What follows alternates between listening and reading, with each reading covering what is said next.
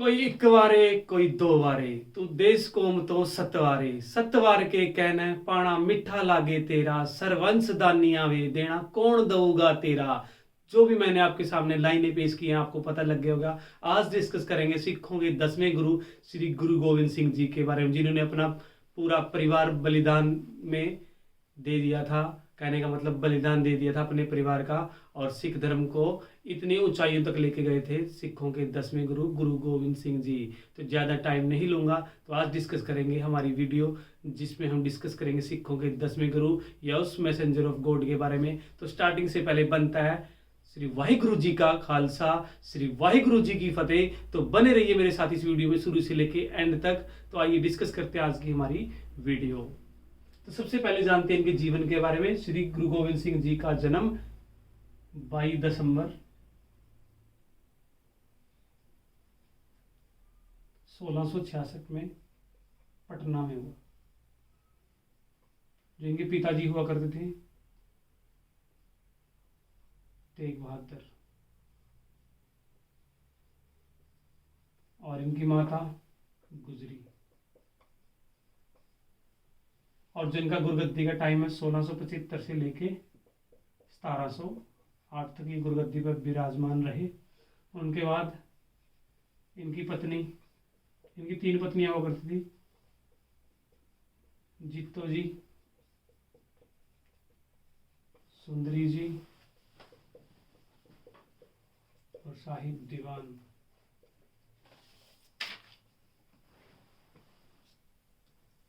और उनके बाद इनके 4 लड़के हुआ करते थे, साहबजादा अजीत सिंह, जुझार सिंह, फतेह सिंह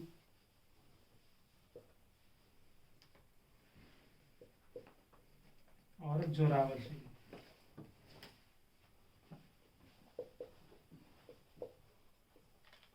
दोबारा समझते हैं। आज हम डिस्कस कर रहे हैं सिखों के 10वें गुरु, जो कौन हुए? गुरु गोविंद सिंह जी, जिनका जन्म 22 दिसंबर 1666 पटना में हुआ। पहला क्वेश्चन इधर से क्लियर। गुरु गोविंद सिंह जी सिखों के कौन से गुरु हैं? 10वें गुरु हैं, जिनका जन्म 22 दिसंबर 1666 पटना में हुआ। पिता कौन हुआ करते थे? गुरु तेग बहादुर जी हुआ करते थे। माता इनकी गुजरी हुआ करती थी। और जो इनका गुरगद्दी का टाइम है 1675 में गुरगद्दी पर बैठे और 1708 तक गुरगद्दी पर रहे। जो इनकी पत्नी थी जित्तो जी, सुंदरी जी और साहिब दीवान जी। उसके बाद इनको 4 पुत्र हुए। अजीत सिंह, जुझार सिंह बड़े थे और फतेह सिंह और जोरावर सिंह छोटे थे। ये 2 मरेंगे चमकौर की लड़ाई में शहीद होकर, और जो छोटे हुआ करते थे वो उनको चिनवाएगा कौन? वजीर खां सरहंद की दीवारों में। तो अब इनसे बनने वाले क्वेश्चन तो देखो इधर से डिस्कस करते चलेंगे क्वेश्चन कैसे बनेंगे। सिखों के 10वें गुरु कौन थे? गुरु गोविंद सिंह जी।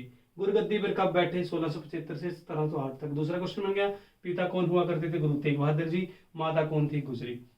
उसके बाद पत्नी, तीनों में से कोई जो ऑप्शन में मिले आपको उसको टिक कर देना है, ठीक है ना। साहबजादे अजीत सिंह और जुझार सिंह बड़े और फतेह सिंह और जोरावर सिंह छोटे। क्वेश्चन में पूछ लिया छोटे साहबजादों के नाम दिए होंगे, तो आपको याद रखना है अजीत सिंह और जुझार सिंह क्या थे? बड़े थे, और फतेह सिंह और जोरावर सिंह छोटे थे। अगर आपसे पूछे जिस टाइम गुरुगद्दी पर बैठे थे गुरु गोविंद सिंह जी, उस टाइम मुगल बादशाह कौन हुआ करता था? तो औरंगजेब।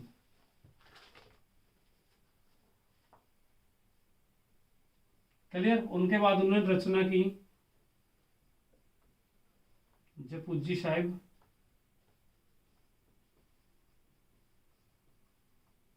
जफरनामा। जफरनामा क्या थी? एक्चुअल में एक चिट्ठी थी फारसी भाषा में, जो गुरु गोविंद सिंह जी ने दीना कांगड़ा नामक स्थान पे किसको भेजी थी? औरंगजेब को। तो जफरनामा क्या है? एक लेटर है, जो चिट्ठी है कौन सी भाषा की? फारसी की। ये भी क्वेश्चन बहुत बार पूछा जाता है। कौन से स्थान पे लिखी थी गुरु गोविंद सिंह जी ने? दीना कांगड़ा नामक स्थान पे। किसको भेजी थी? औरंगजेब को। उसके बाद इन्होंने जपुजी साहब, जफरनामा, बचित्र नाटक, ये इनकी रचनाएं थी। और भी महत्वपूर्ण रचनाएं हैं, लेकिन मोस्टली जो इंपॉर्टेंट है एग्जाम पॉइंट ऑफ व्यू से, तो यही पूछ लिए जाती हैं दोबारा दोबारा। उसके बाद इन्होंने सिख धर्म के विकास के लिए बहुत अच्छे अच्छे काम किए, जो हम आगे डिस्कस करते हैं। मैं इसको इरेज कर देता हूँ। तो उसके बाद इन्होंने वैसाखी वाले दिन 1699 में आनंदपुर विखे क्या की, खालसा पंथ की स्थापना की। कहने का मतलब सिख धर्म के विकास में सबसे महान कार्य क्या था, खालसा पंथ की स्थापना करना, जो कब की थी, 13 अप्रैल 1699 में।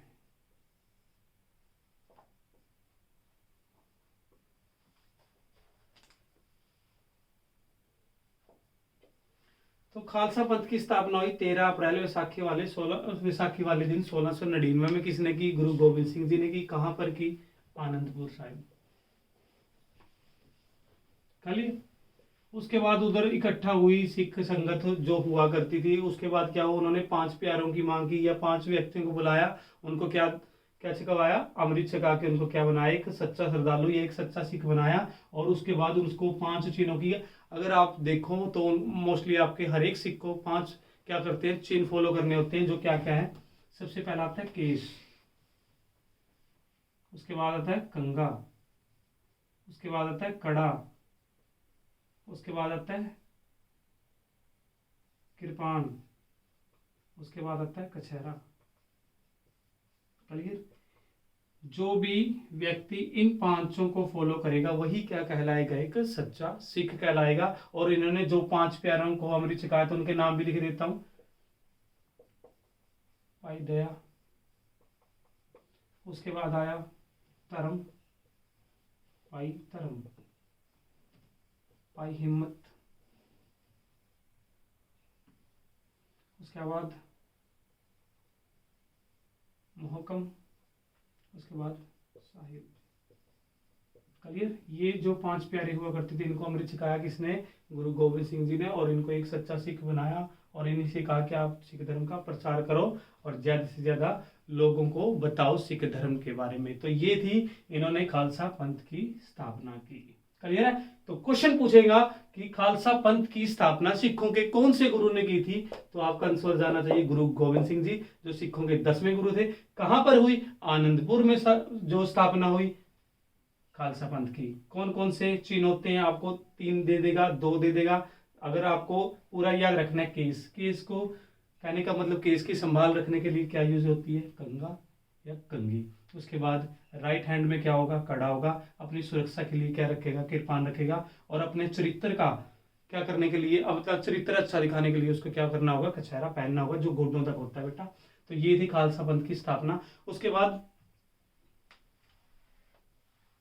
इन्होंने, ऐसा कहा जाता है, इन्होंने अपने इतिहास में सबसे इंपॉर्टेंट लड़ाइयां लड़ी और सारी लड़ाइयों में इन्होंने जीत पाई थी। और ऐसा कहा जाता है, इनमें से जो इनके 4 छोटे साहबजादे हुआ करते थे, या जो इनके 4 बेटे हुआ करते, 2 मर गए थे चमकौर की लड़ाई में, लड़ते लड़ते शहीद हो गए थे। और 2 जो छोटे हुआ करते थे, वो सरहद की दीवारों में चिनवा दिया गया था। उनको जिंदा किसके द्वारा, वजीर खां के द्वारा। अब डिस्कस करते हैं गुरु गोविंद सिंह जी के लड़ाइयों के बारे में। सबसे पहले गुरु गोविंद सिंह जी ने लड़ाई लड़ी, पंगाणी की लड़ाई।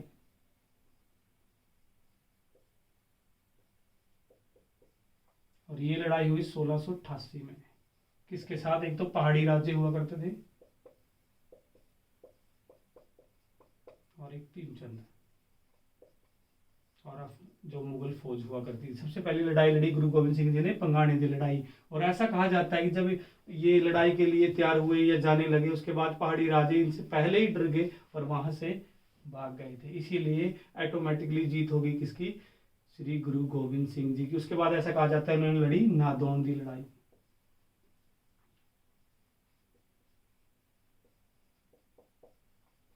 नादौन की लड़ाई हुई 1690 में।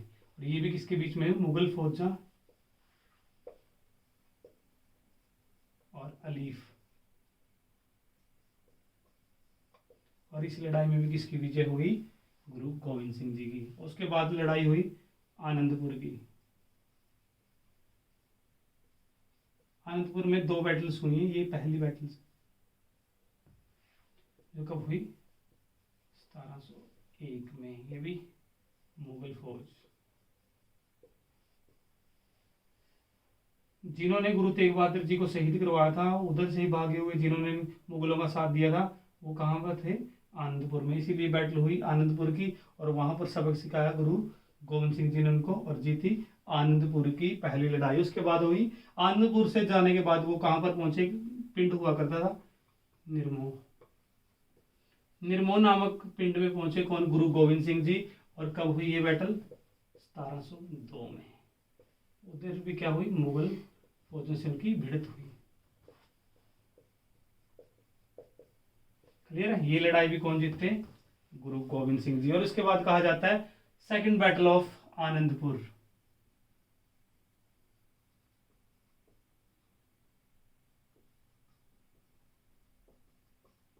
जो कब लड़ी गई, 1704 के अंदर।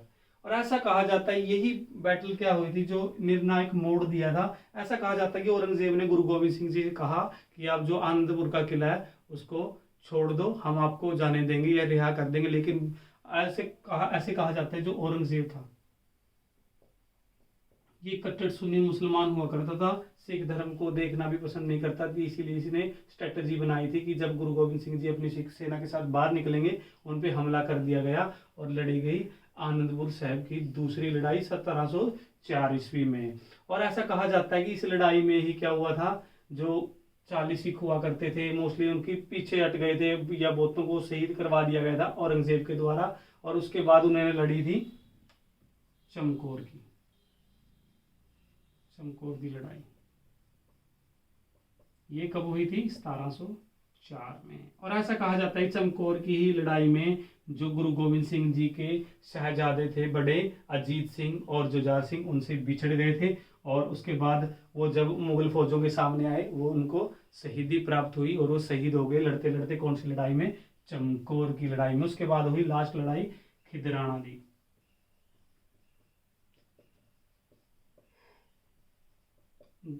जो कब हुई, 1705 में, जो लास्ट बैटल थी गुरु गोविंद सिंह जी के द्वारा मुगलों के साथ। तो इस लड़ाई में भी कौन जीते, गुरु गोविंद सिंह जी। और उससे पीछे चलें तो जब चमकौर की लड़ाई हुई अपने परिवार से बिछड़ गए थे कौन, गुरु गोविंद सिंह जी। 2 शहजादे बिछड़ गए। उनके बाद जो छोटे साहबजादे थे वो भी बिछड़ गए। वो अपनी दादी की गुजरी के साथ कहाँ पर चले गए, सरहंद विखे। ऐसा कहा जाता है जिसके घर वो रहे थे उसने क्या बता दिया था औरंगजेब को कि मेरे घर में रुके हैं। उसके बाद जो उनकी चुगली कर ली गई, उनके बाद उनको बंदी बना लिया गया। और कहाँ ले जाया गया, सरहंद विखे ले जाया गया। और सबसे पहले उनको बंदी बनाकर कहाँ पर रखा गया, ठंडे बुर्ज में रखे गए, जहां पर बहुत ठंडी ठंडी हवाएं चलती जा रही थी। कहने का मतलब उसमें रहना बहुत मुश्किल था, लेकिन फिर भी वो छोटे साहबजादे क्या करे, वो धर्म के लिए अपना बलिदान देंगे। उनको महसूस भी नहीं हुई ठंडी किसी भी तरह की हवाएं चल रही हैं। उसी तरह उनका उतना बड़ा जिगरा देखो, छोटी सी उम्र में अपनी दादी के साथ। उसकी दादी क्या करती थी, उनको अपने दादाजी की कहानियां सुनाने लगी, जिसकी वजह से उनका जिगरा और भी मजबूत हो गया। और सुबह ऐसा कहा जाता है कि उनको सामने पेश किया गया औरंगजेब को और कहा गया कि उनसे छोटे साहबजादों क्या करो, आप इस्लाम धर्म कबूल करो। लेकिन उन्होंने क्या किया, उन्होंने क्या कहा, जो छोटे साहबजादे हुआ करते थे, जो कौन थे, जोरावर और फतेह सिंह, ये दोनों साहबजादों को बोला किसने, औरंगजेब ने, क्या आप हमारा धर्म कबूल करो। लेकिन उन्होंने क्या कहा कि हमें तो हमारा धर्म क्या है, सबसे अच्छा लगता है। इसलिए उसके बाद उन्होंने क्या कहा कि जैसे हमारे दादाजी ने हमारे धर्म के लिए अपनी गर्दन कटवा ली थी, लेकिन हम भी मरते मरते मर जाएंगे, लेकिन आपका धर्म कभी भी कबूल नहीं करेंगे। उसके बाद उन्होंने नारा लगाया, श्री वाहिगुरु जी का खालसा, श्री वाहिगुरु जी की फतेह। फिर उसके बाद क्या किया, औरंगजेब ने ऐलान कर दिया कि इनको जिंदा नींव में चिणवा दिया जाए। और उसके बाद ऐसा कहा जाता है, जो पालन कर रहा था उसका, जो सरहंद का सूबेदार हुआ करता था, वजीर खान, वजीर खान को बोला गया। उसने क्या बुलाए, 2 जल्लाद बुलाए। और सुबह को ऐसा कहा जाता है कि जब वो वापस चले गए ठंडे बुर्ज में, तो माता गुजरी को उनको इस बात का पता लगा।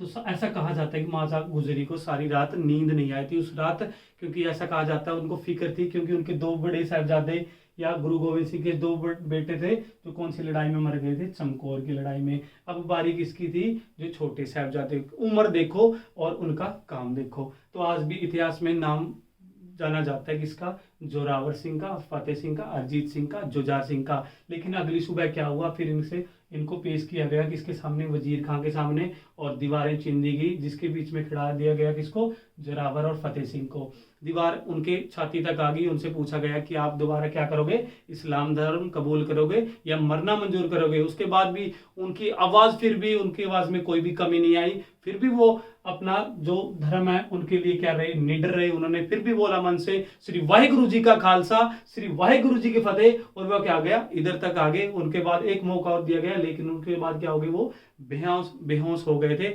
उसके बाद उन्होंने अपनी जान दे दी, लेकिन कभी भी इस्लाम धर्म कबूल नहीं किया। उसके बाद ऐसा कहा जाता है वो सदैव के लिए शहीदी प्राप्त हो गए, किसके द्वारा, वजीर खां के द्वारा। तो यही क्वेश्चन आएगा कि जो छोटे साहिबजादे हुआ करते थे, जोरावर सिंह और फतेह सिंह, उनको नींव में चिनवाने वाला कौन था, वजीर खां। जो कहां पर चिनवाया था, सरहंद की दीवारों में चिनवा दिया गया था, किसको, जोरावर और फतेह सिंह को। अगर आपसे पूछे अजीत सिंह और जुझार सिंह किस लड़ाई में मारे गए थे, वो कौन सी बैटल थी, चमकौर दी लड़ाई। और उसके बाद ऐसा कहा जाता है 1708 ईस्वी में गुरु गोविंद सिंह जी नांदेड़ के क्या हो गए थे, जोत समा गए थे। और आज की वीडियो में इतना ही है, और आशा करता हूँ आपकी सारी की सारी जो टॉपिक्स हैं या आपके डाउट्स हैं सारे क्लियर हो गए होंगे। वरना अगर आपका नहीं क्लियर हो तो आराम से ये वीडियो देख लेना और अपने दोस्तों के साथ शेयर जरूर करना। तो कल मिलते हैं नेक्स्ट वीडियो के साथ, तब तक के लिए धन्यवाद।